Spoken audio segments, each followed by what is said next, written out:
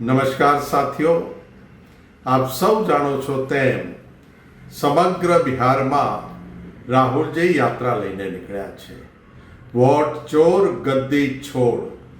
બિહારમાં 65 લાખ મતદારોને મતદાર યાદીમાંથી કાઢી નાખ્યા.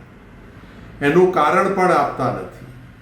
રાજકીય પક્ષોએ ચૂંટણી પંચને ખૂબ વિનંતી કરી, કોઈ મળવાનો સમય નથી આપતો અને છેવટે નામદાર સુપ્રીમ કોર્ટે આદેશ કર્યો કે જે 65 લાખ મતદારો કાઢી નાખ્યા છે તેના કારણો આપો, ઓનલાઈન મૂકો અને પેપર કોપી લોકોને આપો, જેથી લોકોને ખબર પડે કે નામો કાઢ્યા છે સાચા છે કે ખોટા છે.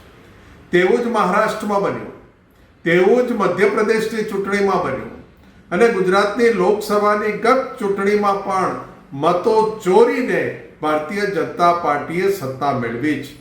અને એટલે સમગ્ર દેશમાં એક નારો બુલંદ બન્યો છે કે વોટ ચોરી કરીને જે લોકો સત્તા ઉપર બેઠા છે તેને સત્તામાંથી દૂર કરવા માટે, પ્રજાની જાગૃતિ, લોકશાહી બચાવવા માટેનો જંગ રાહુલ ગાંધી લડી રહ્યા છે. ત્યારે આવતીકાલે 31મી તારીખે અમદાવાદ કલેક્ટર ઓફિસની બાજુમાં વોટ ચોર ગદ્દી છોડના નારા સાથે સમગ્ર ગુજરાતના કોંગ્રેસ આગેવાનો ભેગા થઈ અને સરકારને લલકારીએ.